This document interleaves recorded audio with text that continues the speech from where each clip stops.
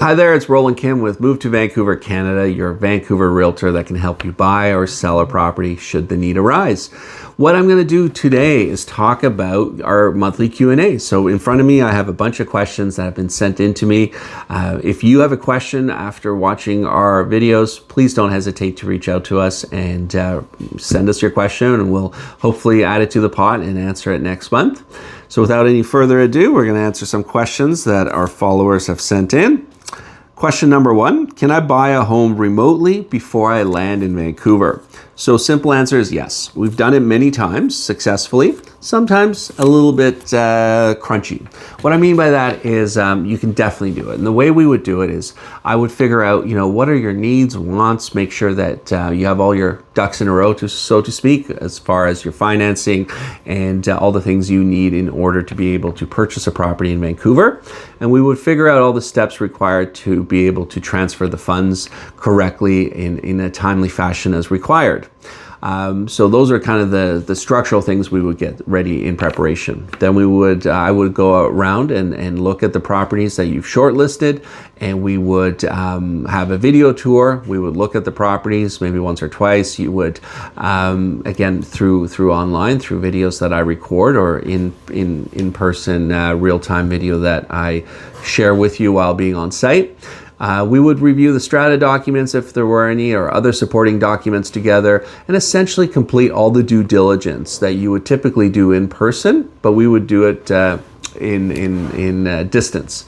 And so you do have the capacity to purchase a property before you are in Vancouver.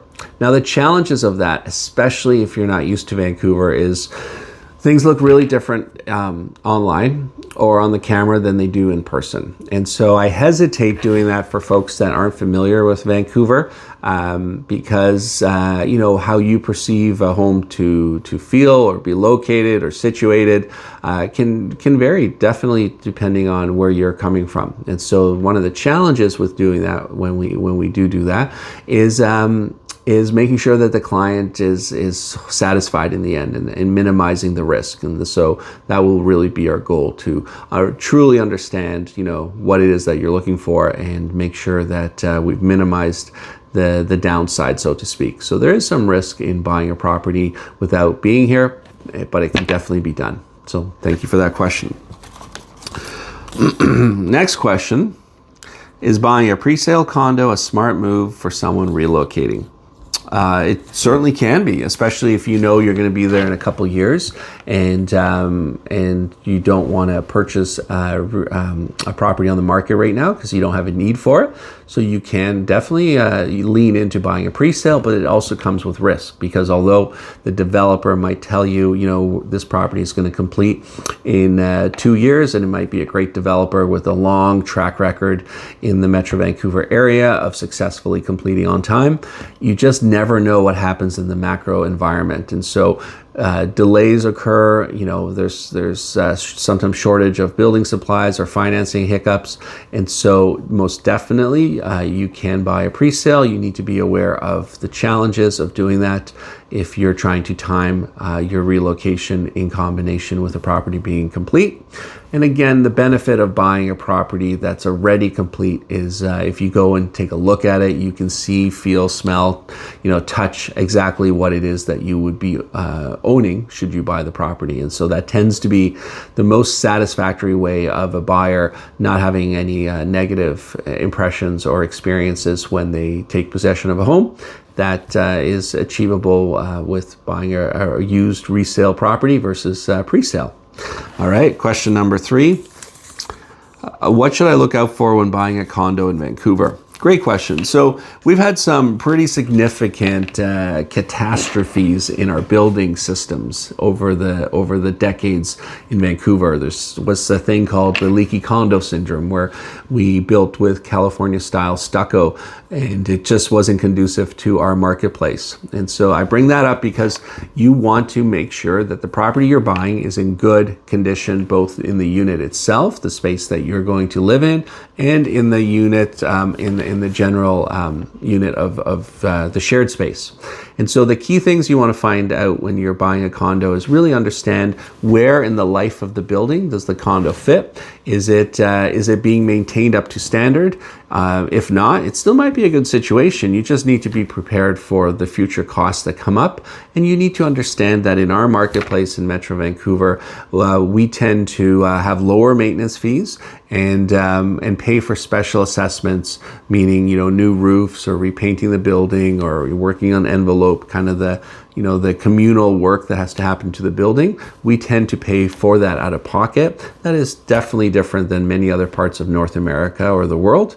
And so you need to be prepared for that expense above and beyond the cost of your mortgage and the cost of operating your condo and the cost of the maintenance fees.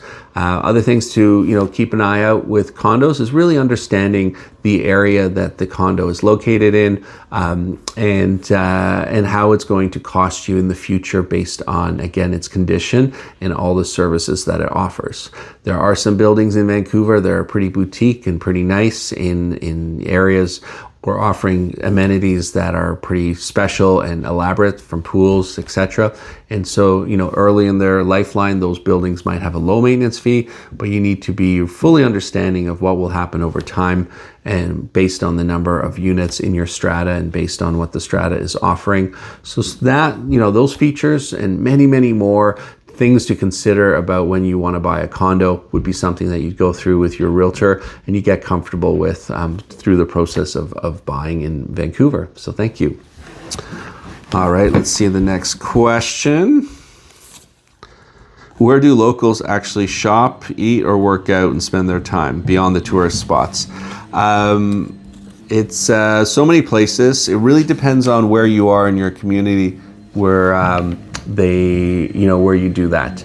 It could be every community, I would say, has now built itself out in Metro Vancouver, and so whether you're considering Langley or Burnaby or Port Moody, East Vancouver, North Vancouver, there's lots more development happening in all those areas, but many of those have little local pockets. And so equally, they also have the tourist attractions. And what you'll find in any city that you decide to move into, if you move to Vancouver, there's lots of local, local spots that aren't the tourist destinations, so to speak. I want to thank you guys for the questions and look forward to more videos in the future. If this was of value for you, please subscribe to the channel and smash the like button. Until next time, have a great day. Thank you.